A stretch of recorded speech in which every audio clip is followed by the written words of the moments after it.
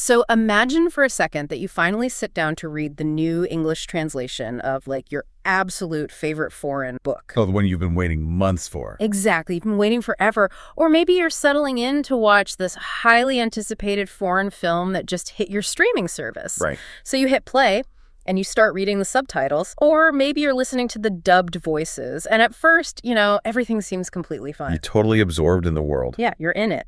But then a character cracks a joke that sounds oddly specific to, like, your own local neighborhood. Which immediately pulls you out of it. Completely. Right. And a few scenes later, this deeply stoic, traditional character suddenly starts using modern internet slang from last Tuesday. Oh, wow. Yeah, that's jarring. It is.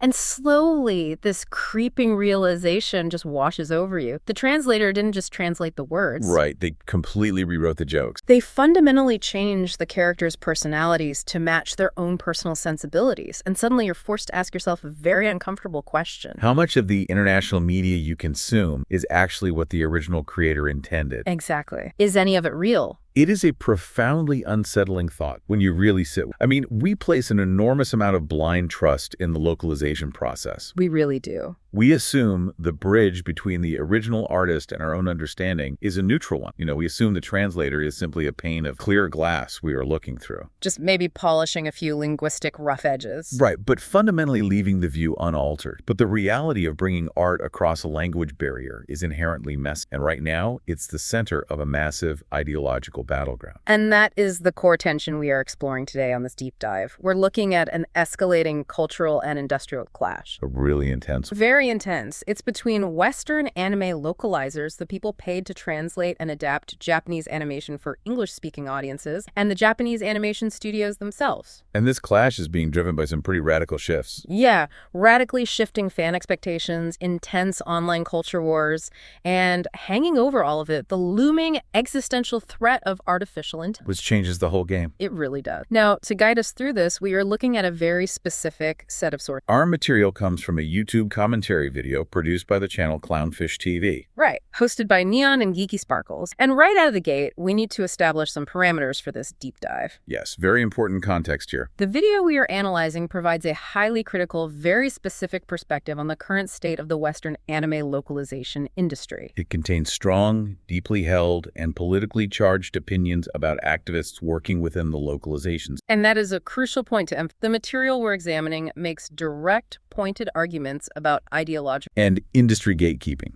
The claim is that a specific subset of Western professional is actively prioritizing personal politics over fidelity to the original art. Right. So our mission today is to impartially map out those arguments. We are here to examine the broader industry mechanics that their commentary highlights. Exactly. We are not here to endorse either side of the political or cultural divide, nor are we here to condemn them. We're simply taking these claims, holding them up to the light, and trying to understand the underlying logic. And the massive implications for the global media landscape. We just want to convey the ideas contained in the original source material so you, the listener, can understand the architecture of this debate. Makes sense. Okay, let's unpack this. Well, the most effective way to understand this conflict isn't through abstract theory. It's through a tangible, inciting incident. Right, we need an example. And the commentary we're analyzing anchors its entire argument on a very recent, highly specific controversy. It surrounds a new anime currently streaming on Crunchyroll. A show called You and I Are Polar Opposites. Yeah, and the release of the English dub for this show absolutely ignited an online firestorm. It really did. The controversy centers on an online thread credited to a user named Packer, I believe meticulously documenting the discrepancies between the original Japanese intent and the final English dubbed audio. And when you look at these specific changes, it really brings the abstract idea of localization changes into sharp, glaring focus. It is wild to hear the side-by-side comparisons. Let's walk through some of those specific examples because they perfectly illustrate the core grievance being raised here. The argument is that we're witnessing the difference between translating a text and actively rewrite. Let's start with a relatively simple emotion shift. Okay, what's the first? There is a line in the original Japanese that translates to how dignified and bold. A clear statement of admiration, right? Respect. Exactly. Yeah. But in the English dub, that line was changed to, Oh God, that's so sad. Wow, which completely inverts the emotional resonance of the scene. Completely. You go from a sentiment of profound respect to a sentiment of pity or like cringe. That fundamentally alters how the audience perceives the character being spoken about and the character doing the speaking. Right. It changes the power dynamic in the room. But let me play devil's advocate for a second. Sure. If I'm a localizer, couldn't I argue that dignified and bold sounds a little clunky in spoken conversational English? I mean, you could make that argument. Right. Like maybe a modern teenager would actually use irony or sarcasm in that moment to express the same underlying social dynamic. Isn't adaptation just trying to make the dialogue sound natural? That is the classic defense of localization. It's leaning into what translation theorists call domesticating the text. Making it comfortable for the target audience. Exactly. But the critique we're examining argues that this goes far beyond making dialogue natural.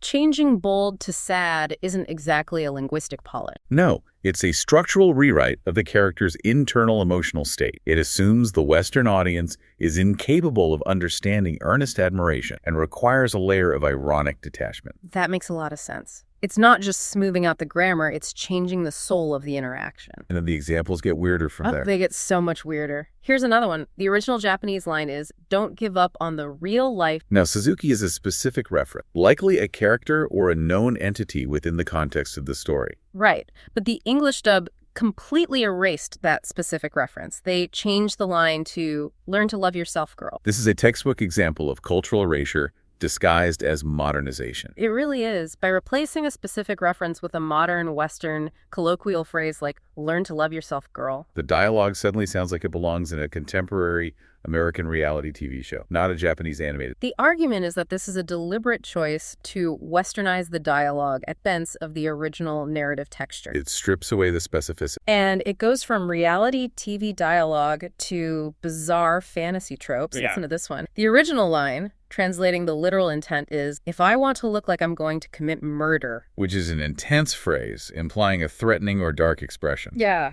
The English dub changed this to, "I was making a face like I eat villagers." I eat villagers. I eat villagers. That introduces a strangely comedic, almost medieval fantasy element into a show that doesn't call for it. It really does. It changes a dark, intense emotion into a quirky punch. If you think about the psychology of the writer making that change, it suggests a desire to add flavor or to punch up the script. The writer likely looked at commit murder, decided it was too generic, and decided to flex their own creative muscles. But the critique is that's not their job. Their job is to translate, not to co-author. Right. They're stepping over the line from translator to comedian. And then we have changes that seem to inject pure hostility. Oh, this one is baffling. The original text reads, "If luck is on my side," a completely benign standard phrase of hopefulness. Right. And the dub changes this to, "Of course, you worm and bumbling buffoon." Like what? That is a massive, baffling escalation. You're taking a character who is quietly reflecting on their own luck and turning them into someone actively insulting another character in a highly theatrical, cartoonish way. It completely assassinates the subtle character dynamics written by the original creator. And then there are the translations that just age incredibly poorly the second they are recorded. The internet slang ones. Yes, the original line, "I'd rather be unfair than uncute," which honestly is a pretty clear, snappy line. It conveys vanity and priority perfectly. But the dub turns this into, "Wait, please delete this one, you traitor. I said kill it with fire." Which is pure, unfiltered, mid-2010s internet slang. Kill it with fire. By inserting extremely temporary online jargon, the localizers are essentially putting an expiration date on the show's dialogue. The original Japanese isn't tethered to a specific meme cycle, but the English dub now forever sounds like a very specific bygone era of Tumblr or Reddit. It's the tragedy of tethering timeless art to a transient cultural moment. Speaking of very specific cultural moments, this next one is my absolute favorite. The original Japanese line is simply, "It's so cute." The character's just reacting to something adorable. That's it. But the English dub inexplicably changes this to, "Camera eats first." To understand that change, we really have to look at a hyper-specific cultural phenomenon. Because "camera eats first" is deeply rooted in Western influencer and vlogger culture. It refers to the etiquette of not touching your food at a restaurant until everyone has taken photographs of it for social media. The source notes this references Disney vloggers specifically demanding photos before eating. To take a simple universal line like, "It's so cute," and replace it with a reference to Instagram food photography etiquette. It's incredibly jarring. It's so niche. Why would a localizer do that? It's so cute. works perfectly well. It speaks to a phenomenon where the localizer perhaps feels the original text is too bland. They suffer from a sort of creative claustrophobia. They want to leave their own fingerprint on the work. It's exactly. To prove their value in the production pipeline by offering a clever localization rather than an accurate one. But in doing so, they alienate the audience who just wanted to hear what the character actually said. And the final example of dialogue changes points to something even more confusing. Yeah, the original text references inappropriate photos sent online, specifically dick pics. And the dub changes this concept to the chocolate and vanilla swirl of hangouts. Which is linguistic nonsense. It's not a recognizable idiom in English. It's a string of words that obscures the original mature meaning behind a baffling, childlike metaphor. But beyond these specific dialogue rewrites, the commentary we're examining highlights something far more. The insertion of highly specific, ideologically loaded terminology that simply did not exist in the original Japanese. Yes, this is where the debate really heats up. The material specifically notes the addition of terms like fragile masculinity. And phrases like male pride is such a pain. And even the old Scooby-Doo catchphrase, jinkies, just for good measure. Because why not? The central argument is that these insertions, especially the sociological concepts like fragile masculinity, are where localization crosses a hard boundary. From creative translation into ideological grand. Let's analyze the mechanics of that claim. The argument is that the localizer is looking at the original Japanese text, evaluating it against their own Western modern political framework, and deciding that the original text is either insufficient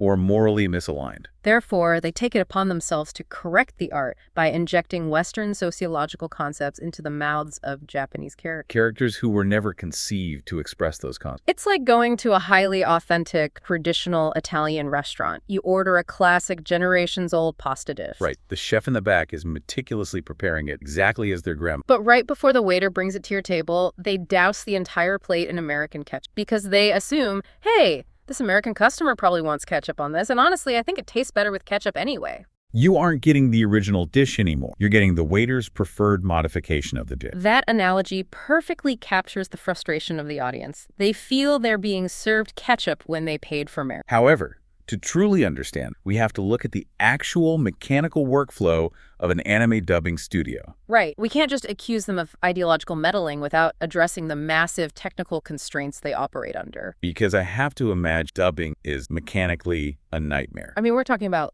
lip flaps, right? Yes, lip flaps. If the Japanese character opens and closes their mouth 3 times, the English actor has to fit their line into those 3 flaps. Otherwise, it looks like a badly dubbed 1970s martial arts. Exactly. Don't they have to completely rewrite sentences just to make the mouth movements match? Absolutely. The technical process is called automated dialogue replace, or ADR, and it is incredibly restrictive. Let's break down why. Japanese sentence structure is fundamentally different from English. Right. In Japanese, the verb often comes at the very end of the sentence. This means a character might be speaking a long sentence and their mouth is making a wide open ah shape at the very end to emphasize the action. But the direct English translation might end on a tight closed ooh sound, or it might be half. So if the English actor just reads the literal translation, they'll finish speaking, but the animated character on screen will still be flapping their mouth wide open for another 2 seconds. That would look ridiculous. Exactly. The ADR writer has to sit down with the literal translation and massage the English words to match the timing, the pauses, and the specific vowel mouth shapes of the animation. It's a puzzle. Sometimes a literal one-to-one translation simply will not physically fit the animation. Changes are required. Okay, so if the mechanics are that restrictive, doesn't that entirely justify these changes? If they have to change the words anyway to fit the lip flaps, who cares if they use I eat villagers instead of commit murder? What's fascinating here is the distinction the critique draws between necessary adaptation and ideological insertion. The argument isn't that ADR writers shouldn't change words to fit mouth movements. That is standard industry practice. The argument is that the examples we just discussed go far, far beyond technical necessity. Right. You can easily find a way to make he is brave or so respectful fit the same mouth movements as the original Japanese phrase. You do not have to pivot entirely emotional opposite of. So the lip flap defense is valid syllable, but it's not a valid defense for changing the fundamentality of a character or inserting sociological buzzwords. Precise. Inserting fragile masculinity into a script that didn't have it isn't about matching syllables. It's a deliberate 180-degree shift from the original intention. It represents a move away from the act of translation and into the realm of unsanctioned co-author. And that brings us to the human cost of all this, which adds a really tragic layer of context to this specific content. Yeah, this part is really tough. The creator of the manga that this anime you and I are polar up, she passed away. Yes, the information surrounding this indicates the creator died recently in 2023 at the very young age of 50. Which is awful. And it means she is no longer around as the anime adaptation of her life's work is being released to the world. And as these sweeping fundamental changes are being made to her character's dialogue and personalities by Western localizers, She cannot push back. She cannot defend her work. she can't go on social media and say, hey, that isn't what I meant at all. That adds this massive weight of ethical complexity to the whole debate. It absolutely does. When an author is alive, they can at least theoretically oversee or approve localization choice, though that rarely happens in practice due to language barriers and corporate siloing. But when an author is deceased, their creation is completely vulnerable. The critique draws a direct parallel to another situation involving a different manga creator. This creator actually had to go online and publicly beg their Western fans to stop demanding that the creator's work be changed to fit shipping theory. Which is when fans intensely desire two characters to be in a romantic relationship regardless of the actual plot. Right. So you have creators who are either begging the West to respect their original vision or creators who are tragically unable to do so. And on the other side, you have fans who are furious that the original art is being disrespected and localizers who are actively making these massive changes. Naturally, if these changes are making fans so incredibly angry, it raises a massive question. How are the localizers responding to the backlash? Are they apologizing? Are they explaining their complex ADR constraints? And Well, that brings us to the actual people behind the microphones. Yeah. And the transition from the philosophical debate over localization to a very bitter, very real labor dispute happening behind. Because according to the perspective we're examining, the response from some in the localization community has not been one of explanation or apology. No, it's been one of incredible hostility. The material focuses heavily on a specific individual to illustrate the current climate of this dispute, a localizer named Katrina Leah Nikis. The controversy surrounding Nikis is intense. Following massive online backlash over localization practices, Nikis allegedly locked her social media account on Blue Sky, effectively making it private to shield herself from the public. For those unfamiliar, Blue Sky is a decentralized social network, somewhat similar in function to Twitter, where many people have migrated to establish tighter community control and moderation. Locking an account, there is a standard response to being overwhelmed by negative. However, the critique frames this not as victimization, but as a case of actions meeting consequences. Because Nikis wasn't just defending her translation choices, she was allegedly actively calling for fans to, quote, bully Japanese companies. Let's look at the specific tactics being advocated. The claim is that Nikis was literally encouraging fans to launch coordinated harassment campaigns against Japanese studios. Specifically mentioning Capcom, the makers of Mega Man. Right, to force them into hiring Western Union actors and Western localizers. The alleged demands made of fans were highly specific. She wanted them to send emails shaming the Japanese company. She wanted them to comment on public posts stating they would never buy the company's games again. She even allegedly told people to flood the company's customer support. All of this strong-armed the Japanese studios into employing specific Western labor. I want to ask you, the listener, a direct question. Think about your own job, your own career, whatever industry you work in. If you wanted a specific company to hire you or to sign a contract with your firm, would your primary networking strategy be to orchestrate a massive public harassment campaign? Would you flood their customer service lines with complaints and publicly shame them in the hopes that they would then decide to cut you a paycheck? It defies basic business logic. The critique argues that this behavior is rooted in a profound sense of entitlement. It points out the sheer absurdity of demanding money from an entity while simultaneously expressing hatred toward them and actively trying to damage their brand reputation. If you look at it from the perspective of a Japanese studio executive, the reaction is simple. Why would you give money to people who hate? Right. Why would any Japanese studio hire Western localizers when those same localizers are literally organizing mobs to attack their corporate email servers? And this isn't just a rhetorical question. It has a very real, very immediate consequence. Because the Japanese studios aren't trapped in this relationship anymore. They have an out. And that out is artificial intelligence. This is where the ideological debate crashes headfirst into technological reality. The ultimate consequence of this hostile labor environment, according to the perspective we're analyzing is the rapid, aggressive adoption of AI translation by Japanese studios. Imagine you are that Japanese studio exec. You are looking at the Western localization market. You see a talent pool that is unionized and expensive. You see a talent pool that is highly controversial, constantly generating negative PR by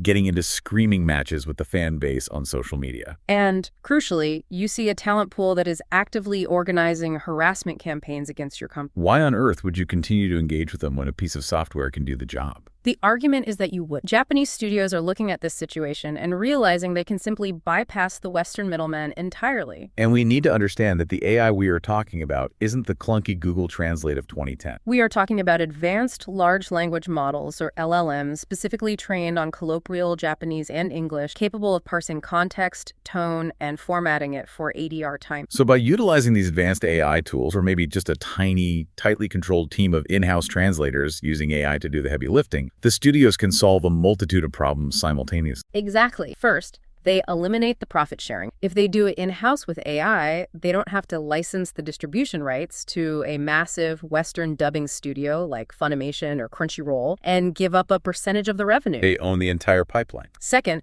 they achieve the authentic, literal translations that modern fans are loudly demanding. And AI doesn't have personal politics. Yeah. It won't decide to insert fragile masculinity into a script. It'll just translate the words. And third, they completely avoid the human PR night. And AI doesn't have a blue sky. It doesn't get into fights with teenagers online, and it doesn't organize boycotts. The central warning here is that localizers who engage in this hostile behavior are essentially accelerating their own obsolescence. By making themselves incredibly difficult, toxic, and expensive to work with, they are providing Japanese studios with the perfect financial and public relations justification to automate their jobs out of existence. This isn't just about a few changed words. This is about behavior that could cost a massive amount of people in the Western dubbing industry their life. But wait, to really understand why modern audiences are so fiercely demanding these perfect one-to-one translations, why they get so angry when a localizer changes a single line, we have to take a look backward. Because it hasn't always been this strictly monitored, hyper-scrutinized process. Hasn't anime localization always involved some level of alteration? That is vital historical context. If we look at the history of Western anime localization, the 1980s and 1990s were essentially a Wild West era for the industry. If you grew up watching classic shows like Battle of the Planets or Robotech, you might be shocked to learn that they were heavily, almost unrecognizably modified from their original Japanese version. Battle of the Planets was originally a darker, more violent show called Gotcha. Robotech was originally Macross.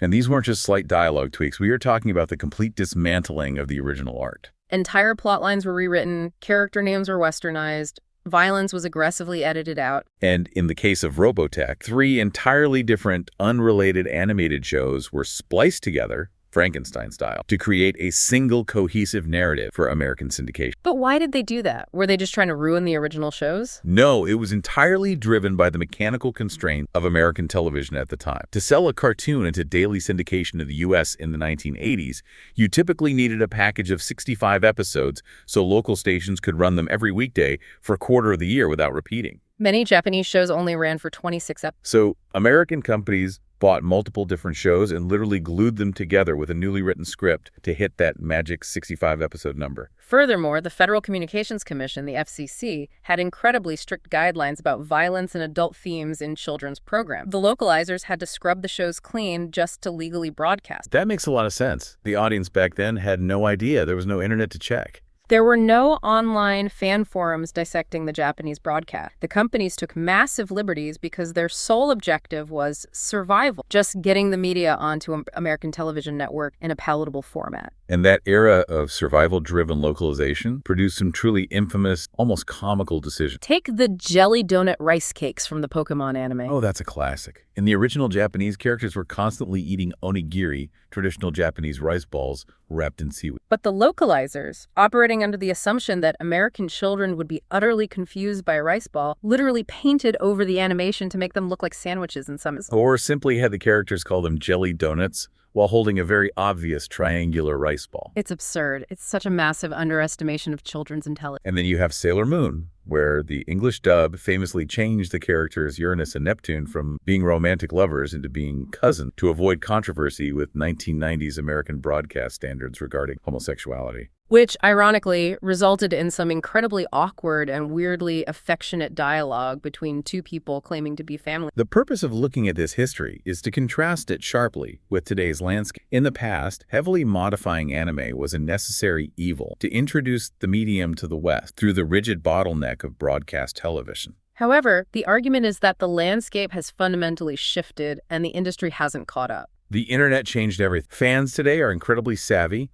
They have immediate access to the original Japanese materials. They can use machine translation themselves. The bottleneck is gone. Today, the audience expects perfect fidelity. They expect a one-to-one translation. The prevailing sentiment is, if the content is too spicy or offensive for you, then don't license it. Leave it alone. Modern audiences are violently rejecting the idea that localizers need to act as moral, cultural, or political. The argument is that the Wild West days are over, and continuing to act like an 80s television executive, paternalistically deciding what the audience is allowed to handle, is a massive oversight. But this brings us to one of the most fascinating contradictions in this entire, because there is a show that exists in the space between the Wild West era and the modern era, and its existence highlights a glaring hypocrisy. Have you ever heard of the English dub of Ghost Story? Ghost Stories is an anime from around the year 2000, and its English dub, produced by a company called ADV, is legendary, but for all the wrong reasons. Or the right reasons, depending entirely on your tolerance for dark humor. The story goes that the original Japanese show did terribly in Japan, so when ADV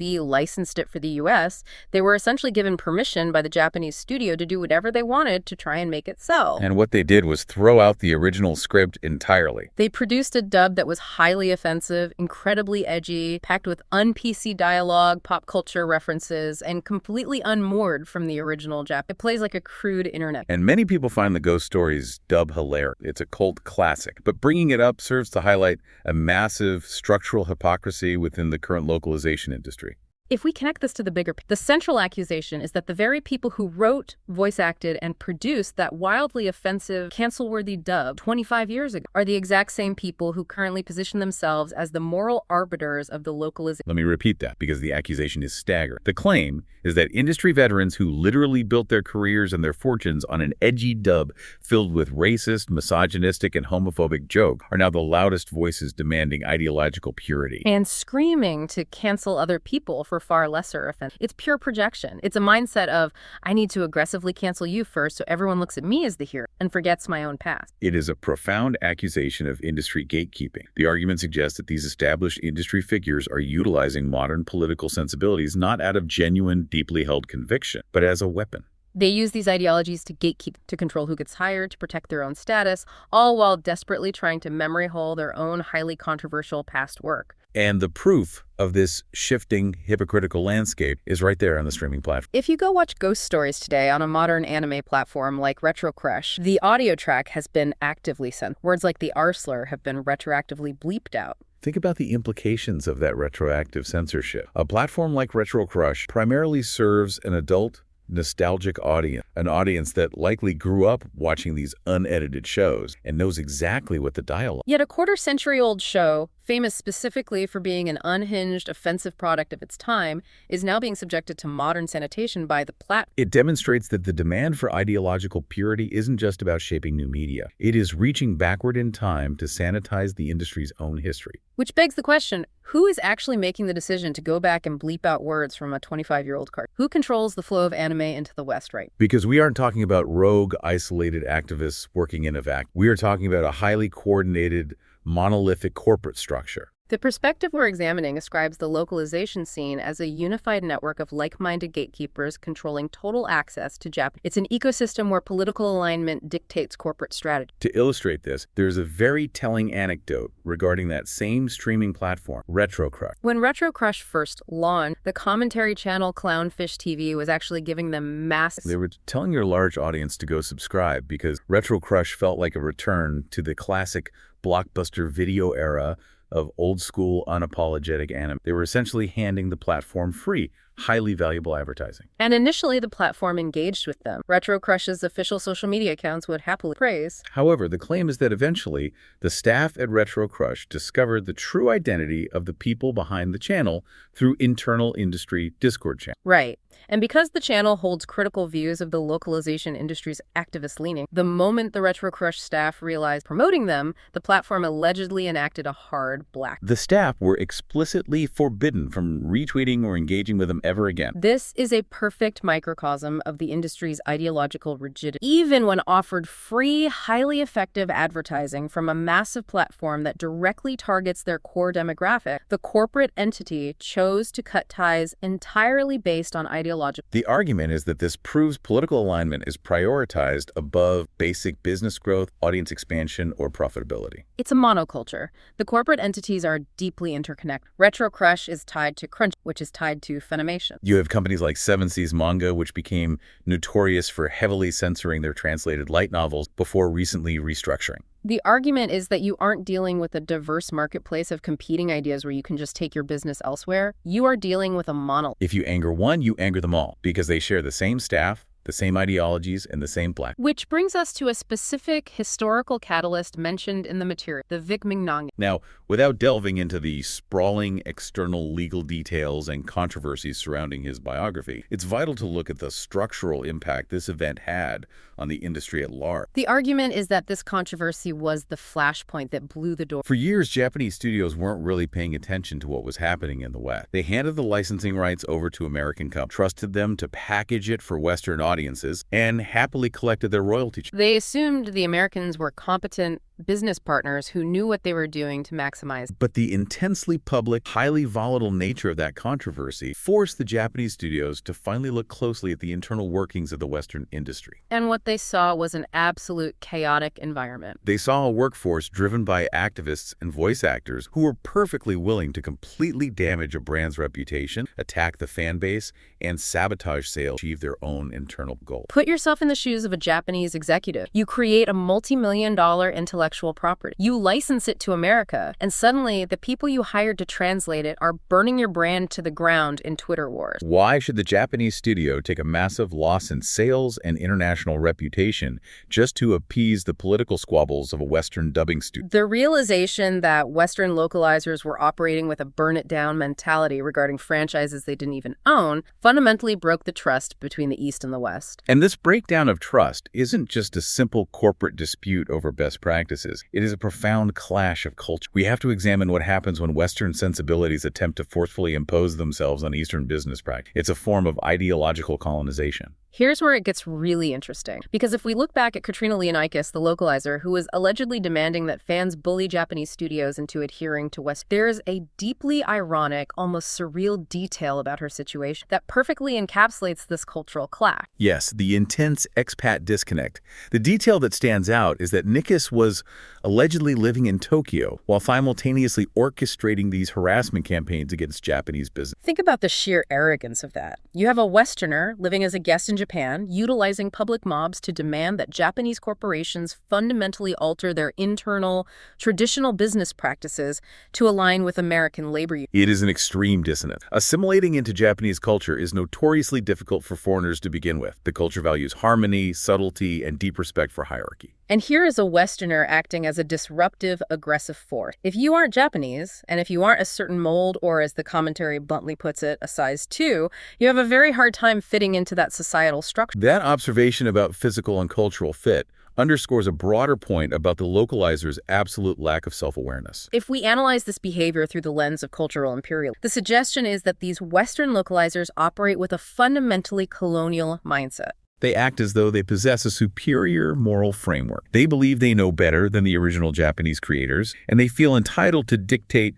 not only how Japanese art should be adapted to reflect Western morality, but how Japanese businesses should be run. It's the ultimate hubris. You are a guest in their house, telling them to rearrange the furniture because you think their taste is offensive. To punctuate this argument, there is a truly bizarre but incredibly thematic tangent about corporate optics in Asia that perfectly drives this point home. Yes, the phenomenon of the token white employee in corporate China. To understand how Japanese studios might be viewing Western localizers, we have to look at this practice. In the past, there was a well-documented trend where Chinese businesses would literally rent foreigners, specifically white, Western actors or models simply to stand around in their business offices while promotional photographs were taken, or to sit silently in board meetings. The Westerners didn't actually work. They had no power, no input on the business, no actual job response. They were just paid to exist in the background of the photos, to project a fake manufactured image of international diversity, global reach, and prestige, potential West. It sounds like a ridiculous sitcom plot,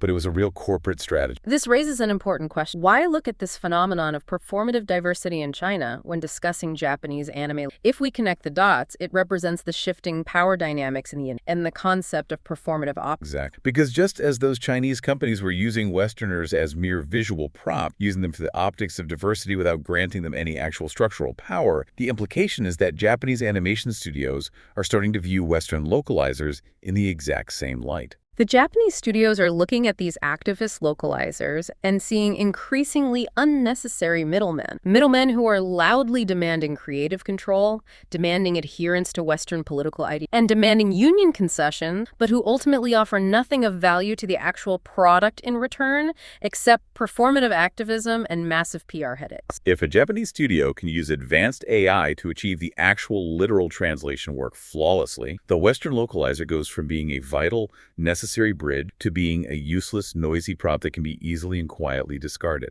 And that is the terrifying reality facing the local today. Let's summarize the immense journey we've taken. We started by looking at a few baffling script changes on Crunchyroll, where a character's intense emotion was changed to "I eat villagers," and a comment on cuteness was changed to a hyper-specific reference about Disney vloggers yelling "camera eats first." We saw how those seemingly small linguistic changes represent a fundamental structural shift from the act of translation to the act of ideological rewrite. From there, we examined the mechanics of dubbing, acknowledging the genuine constraints of lip flap timing, but recognizing how ideological insertions far exceed those boundaries. We looked at the bitter labor disputes behind the scenes, analyzing the paradoxical entitlement of localizers organizing harassment campaigns against the very Japanese companies they wish to be employed by. We looked backward at the history of the industry, contrasting the Wild West days of heavily edited Frankenstein shows like Robotech and the unapologetically offensive dub of ghost stories with the modern era. An era characterized by intense corporate gatekeeping, monoculture monopolies, and the retroactive censorship of the industry's own past to maintain an illusion of moral purity. And finally, we explored the broader allegations of cultural imperialism, the idea that Western expats are arrogantly trying to impose American political and labor standards onto Japanese art and business, and how this hubris has shattered the trust between East and West. This fracture is driving Japanese studios directly into the arms of artificial intelligence, threatening to wipe out an entire sector of the Western dubbing. So as we wrap up, I want you, the listener, to think about the media you are going to consume this week. The next time you sit down to watch a foreign film, the next time you read the subtitles on an international show, or listen to an English dub of your favorite anime, remember that you are placing an immense amount of trust in an invisible middleman. You are trusting them to hand you the artist's original mess uncorrupted. As this deep dive has shown, that trust is currently fracturing under the immense weight of culture wars, corporate monopolies, and the sheer arrogance of adaptation. And that leaves us with a final, lingering thought to ponder, something to consider as the technology rapidly advances to solve this human conflict. If the Japanese studios do take the route that seems increasingly inevitable, if they eliminate the controversial, expensive Western localizers entirely and replace them with perfectly literal one-to-one AI translation, we might finally get exactly what fans are doing. We will get the exact, unvarnished words the author wrote, perfectly synchronized to the mouth, but without a human bridge to delicately adapt cultural idioms, to ensure a joke lands with the right comedic rhythm, or to capture the subtle poetry of human conversation. Will the art become perfectly accurate, but entirely emotionally hollow to a Western ear? Where's the line between mathematically translating the mechanics of a language and translating the actual soul of a story? That is the question the industry has to answer. And with AI advancing every single day, the clock is ticking. Thank you so much for joining us on this deep dive. Stay curious, keep questioning the media you consume, and we will catch you next time.